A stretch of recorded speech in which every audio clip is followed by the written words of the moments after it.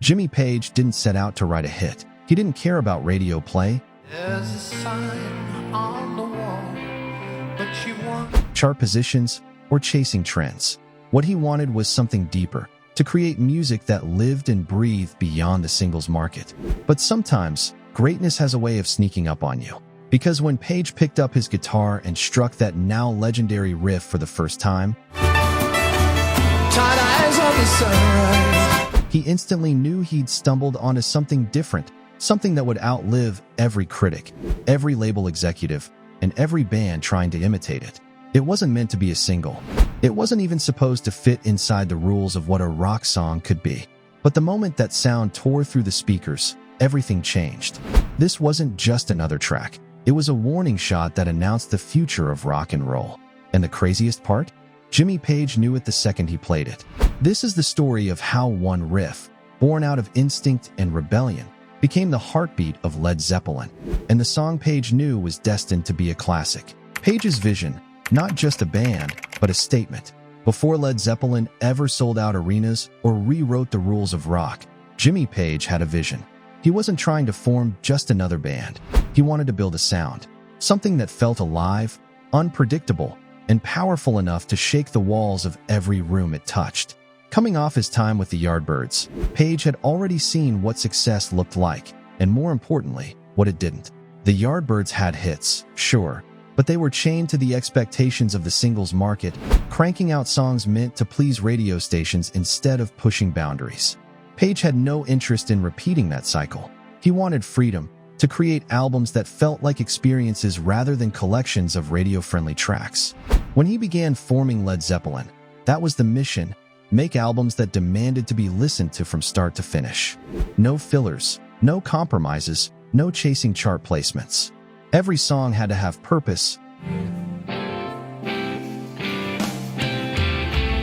weight, and attitude. At the time, that mindset went completely against what record labels wanted.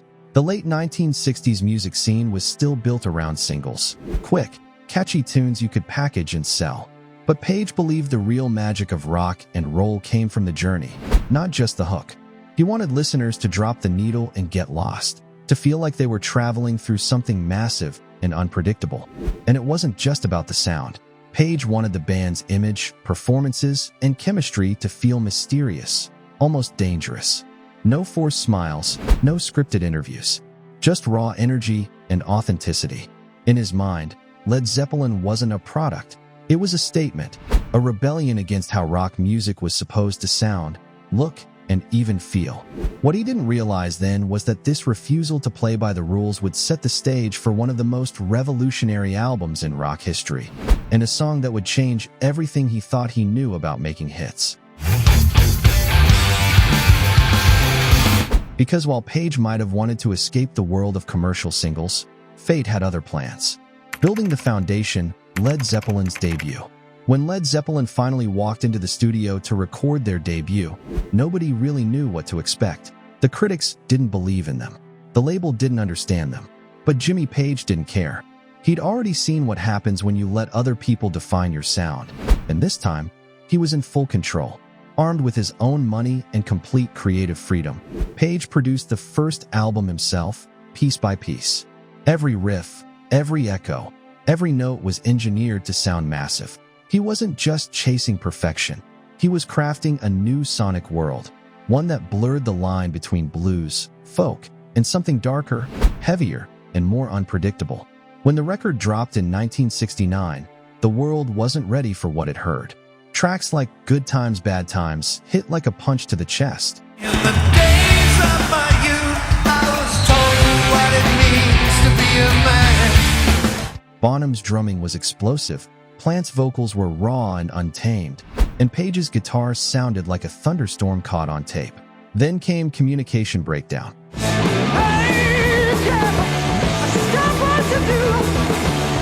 A track so aggressive and fast, it almost predated punk. It wasn't polished. It wasn't pretty, but it was alive. This was a new kind of power, the kind that didn't ask for permission. What made it even more impressive was how the band balanced chaos with precision. John Paul Jones brought depth with his bass lines, weaving between Bonham's unstoppable grooves. And in the middle of it all was Page, pulling the strings like a mad scientist, layering sounds that most engineers of the time would have called mistakes, feedback, distortion, bleed, but somehow turning them into art. The critics, of course, hated it. They called it loud, unrefined, even derivative. But the fans heard something else. They heard honesty. They heard four musicians refusing to play it safe. And slowly, the underground buzz began to grow, the kind of word of mouth that no marketing budget could ever buy. For Page, that debut album wasn't just a success. It was proof. Proof that he didn't need radio singles or industry approval. Proof that you could build an empire purely on sound, energy, and belief. But what Page didn't know yet was that this was only the foundation. Because the next time Led Zeppelin went into the studio, everything they'd built, every ounce of that raw power, would explode into something even bigger. Something that would change rock forever. The leap forward, crafting Led Zeppelin 2. By the time Led Zeppelin wrapped up their first tour, something wild had started to happen. Crowds weren't just showing up, they were losing their minds. Every night, the band was getting louder, tighter, more dangerous. They weren't playing songs anymore, they were summoning them. And somewhere between the endless hotel rooms, plane rides, and sound checks, a new sound began to form. That sound would become Led Zeppelin 2, the record that turned a promising rock band into a full-blown phenomenon. But what made this album so unique is that it wasn't made in one place. There was no comfortable studio, no months-long session with producers or engineers.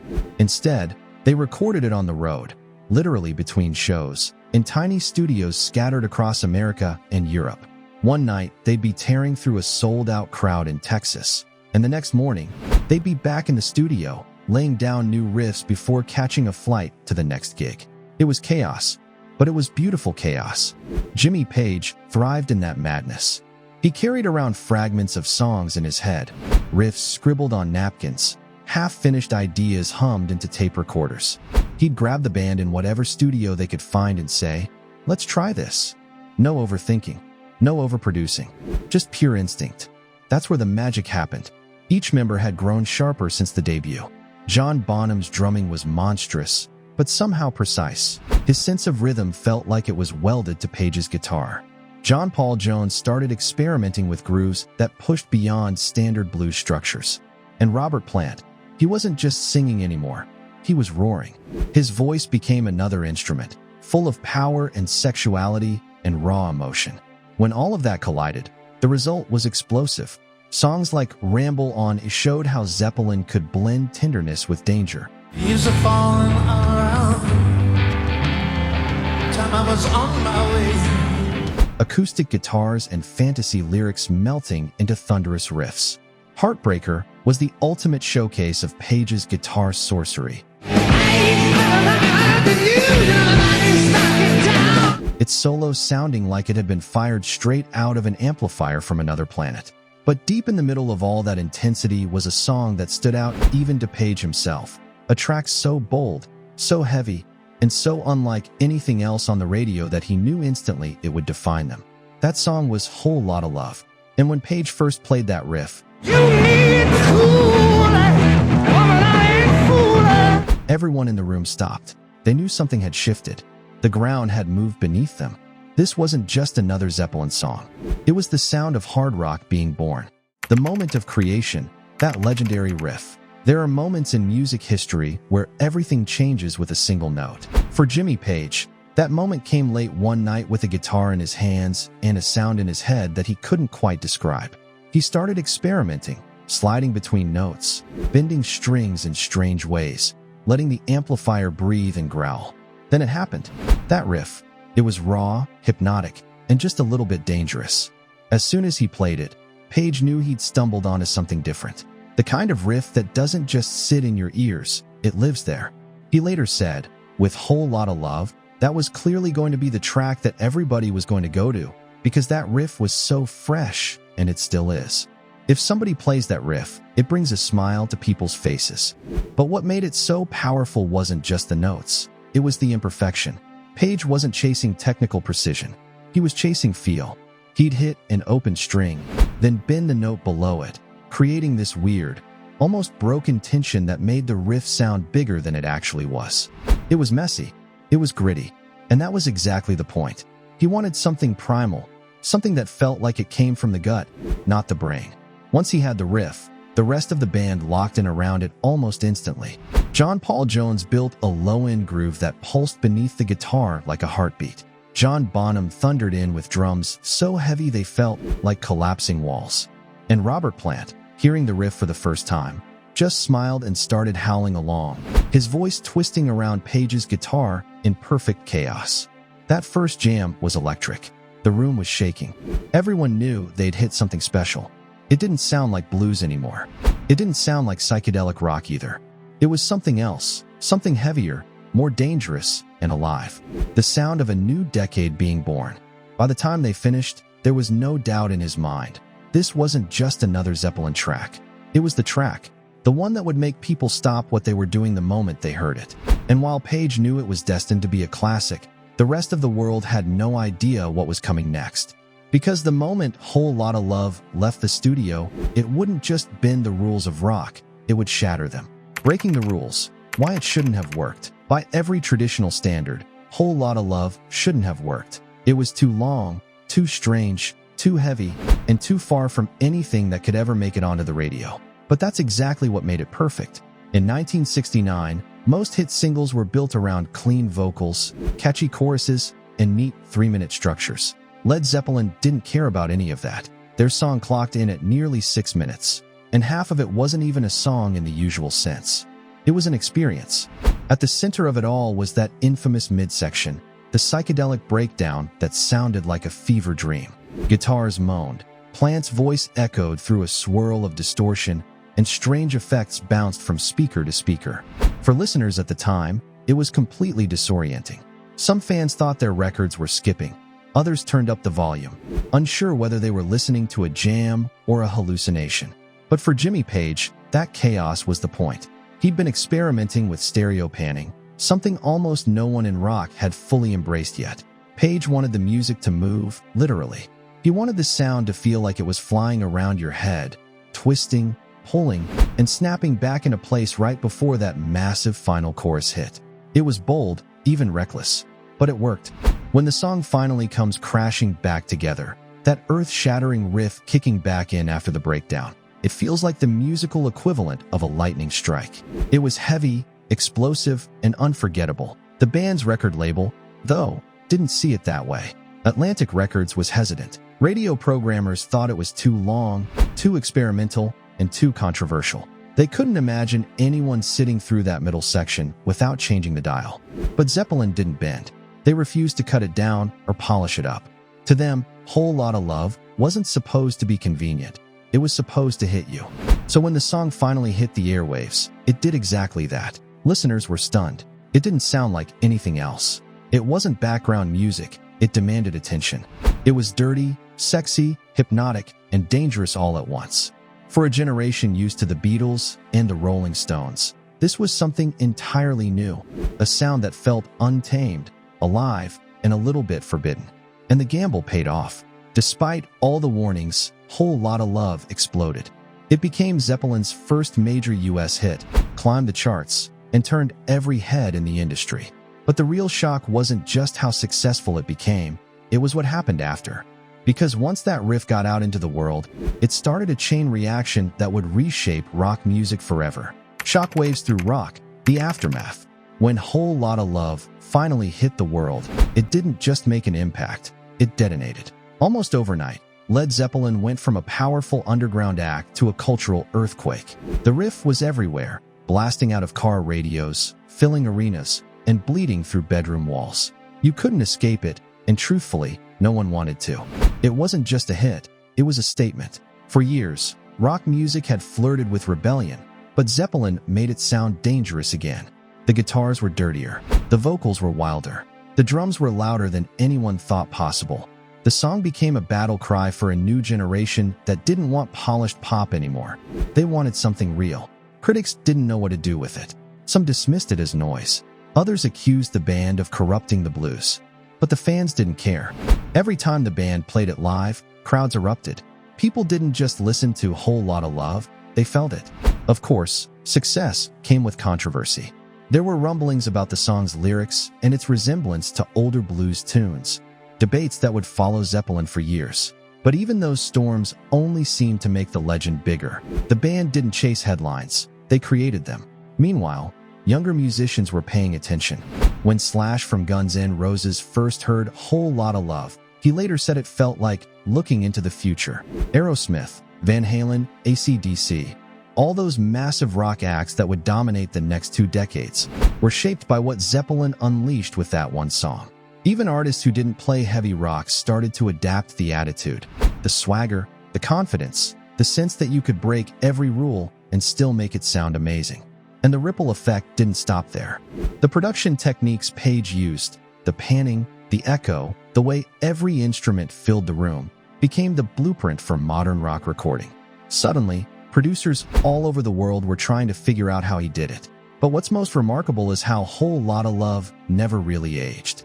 Unlike so many songs that belong to a specific time, this one still hits like it's brand new. You can hear it in movies, commercials, even sampled in hip-hop tracks decades later. And that riff still feels unstoppable. For Jimmy Page, it was proof of something he'd believed from the very beginning. You don't need to follow the rules to make timeless music. Sometimes the thing everyone tells you won't work ends up changing everything. And while most bands would have celebrated that kind of success, Zeppelin didn't slow down. They were already chasing the next sound, the next boundary to destroy. Because for Jimmy Page, Whole Lotta Love wasn't just a victory, it was a challenge. The question now was, how do you top perfection? The legacy, a riff that never dies. Decades later, that opening guitar still hits like a thunderclap. The second you hear it, that snarling slide, that punch of distortion, you know exactly what's coming. There's no mistaking it. Whole Lotta Love isn't just a song anymore. It's an anthem carved into the DNA of rock itself. Jimmy Page once said that when people hear the riff, it brings a smile to their faces. And he's right. It's not just nostalgia, it's recognition. That sound represents something bigger than Zeppelin. It's the birth of a whole attitude, a declaration that rock and roll didn't need to be clean or polite to be powerful. What's wild is how that energy still translates today. Every generation rediscovers the song and claims it like it's their own. Young guitarists still sit on the edge of their beds trying to get that tone just right, chasing the same grit and magic that Page captured in 1969. And even now, after countless remasters, reissues, and covers, nothing comes close to the original's fire. It's been featured in movies, blasted through sports arenas, and performed by bands who weren't even born when it first came out. Yet somehow, it still sounds dangerous, like something that could start a riot. That's the mark of true legacy. The riff inspired entire genres, hard rock, heavy metal, even grunge decades later, all of them tracing their roots back to that same dirty, hypnotic rhythm. Without Whole Lotta Love, there's no Aerosmith, no AC/DC, no Guns N' Roses, no Metallica. It changed the language of rock guitar forever. But beyond the technical influence, there's something deeper. Page's approach, trusting instinct over convention, feeling over formula, became a philosophy for generations of artists. He showed that imperfection can be powerful, that chaos can be beautiful, and that sometimes the best art comes from ignoring every rule you've ever been told. Even today, the song continues to earn new honors. Named among Rolling Stone's greatest tracks of all time, enshrined in the Grammy Hall of Fame, studied, analyzed, and endlessly celebrated. And yet, despite all the accolades, it still carries that same wild energy it always had, the sound of 4 musicians creating something bigger than themselves. Whole Lotta Love isn't just a classic, it's immortal. It's proof that some songs don't just survive time, they define it. And for Jimmy Page, that's exactly what he wanted all along. Music that didn't belong to an era, but to eternity. The song that defined a generation. In the end, Whole Lotta Love wasn't just a song. It was a statement, a rebellion, a spark that ignited an entire era of rock music. Jimmy Page didn't set out to create a hit. He wasn't chasing fame, radio play, or charts. He was chasing a feeling, a sound that demanded attention, that refused to be tamed.